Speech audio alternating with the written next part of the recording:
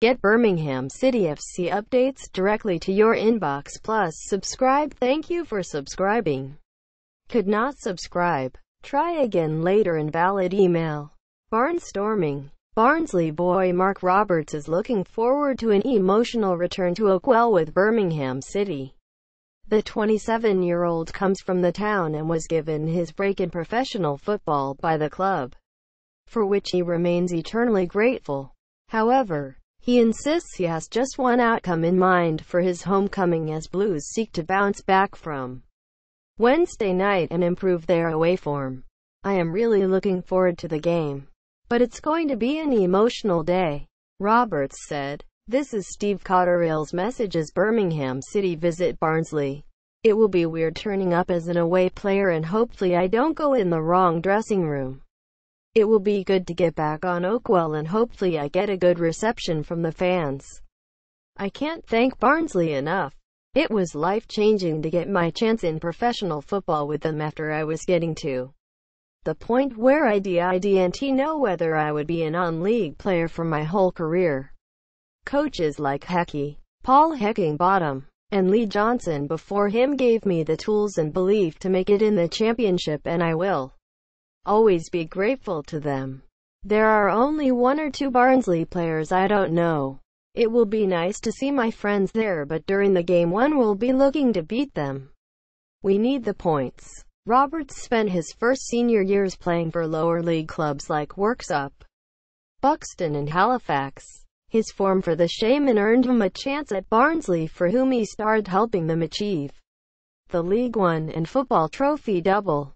After 2 seasons at Oakwell, Harry Redknapp won the race to bring him to Blues on a 5-year contract. Right or wrong? Former Birmingham City favourite Steve Claridge has questioned whether Steve Cotterill is the right man to take the club forward just 4 games into the new manager's tenure.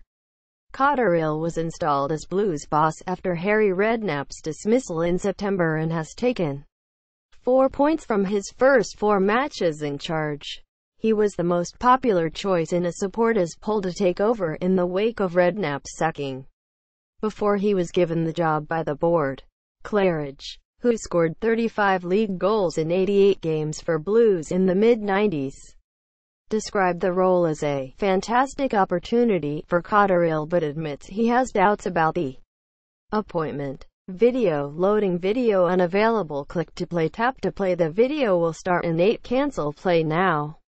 I don't know if Steve Cotterill is the right man for Birmingham City. It's an appointment which went against the grain, Claridge told BWin. He's had some good periods and some not so good periods in his career. He was obviously Harry Redknapp's assistant and has now found himself in charge. He will consider himself fortunate to have been in situ at the time the club needed a new manager. And it's a fantastic opportunity if he does well.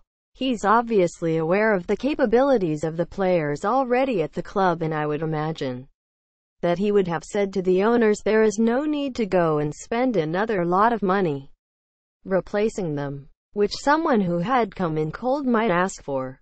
Quote, Blues are hovering just above the relegation zone ahead of Saturday's trip to Barnsley after a stuttering 3-month period to begin the campaign which followed a turbulent summer. Toughen up. Cotterill insists Birmingham City must work their way through their current travails. The Blues boss takes his team to Barnsley on Saturday, the 3rd game in a 6-day period he describes as incredibly demanding. He does so having lost 2 of his most informed players, Isaac Vassell and Maxime Collin, to injury, and with question marks over the fitness of others. Another complicating factor is Blues' away record, which was seen them take just a single point on the road this term. However, Cotterill maintains Blues must dig deep while things turn around following the 2-0 loss to Brentford. We had as many efforts on goal as them, not as many on target. Didn't play as good football as them, but I have said that before. They are further on down the line than us, he said. I am still not convinced it's a penalty. For the second goal, Michael Morrison goes to make a clearance, hits Jock Maghoma in the face, and it drops to their striker. I think probably at this moment in time that sums our luck up a little bit. I always think to earn your luck you have got to work twice as hard. We have got to make sure we keep our head down, keep working hard and get through this period. Try and gain a few results. Try and get a little bit of confidence back and try and get through this period of injuries. Hiccups. Feeling sorry scenario. This is the time probably to toughen up and try and get through. It's tough, hard, horrible. I have been here before when I have gone to a football club. 3-year bans. Birmingham City have joined the rest of the EFL club by implementing 3-year bans for anyone found guilty of pyrotechnic-related offences. Blues have signed up to a chairman's charter to address what they claim to be increasing concerns about the use of smoke bombs, flares and fireworks within grounds. They detail the initiative on their website, in which they cite an incident when a 15-year-old boy required hospital treatment for lung damage after a smoke bomb was thrown during a game.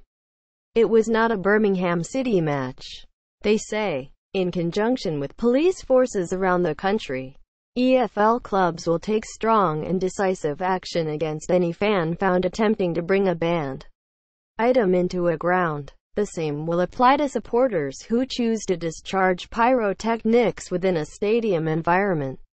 Police should be informed of such incidents and consideration given to a prosecution and subsequent banning order. Where sufficient evidence is forthcoming of a criminal offense, any supporter found to be in breach of the terms of the charter will face a minimum 3-season club ban. Clubs will be permitted the flexibility to reduce the length of the club ban should an offender recognize the danger of their actions.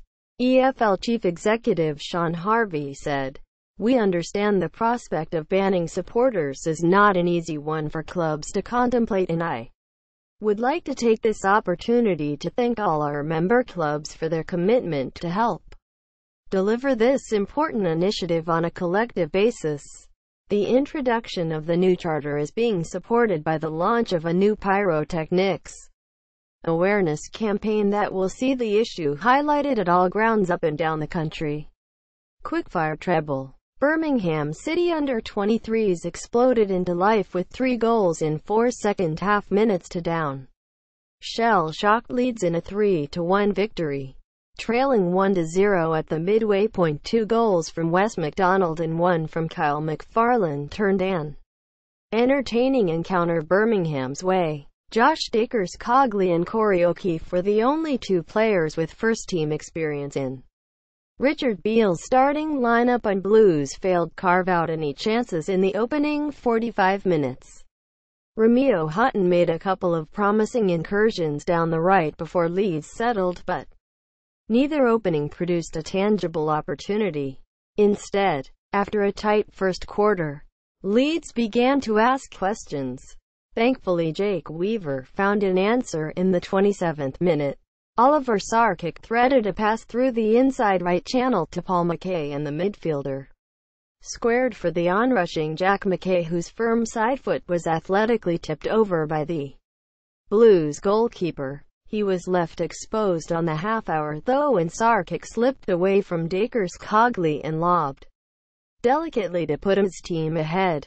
Blues were even more dominant in the second half than Leeds had been in the first and blew the game wide open with a triple salvo. 7 minutes after the restart, Tom Anderson found space in the No.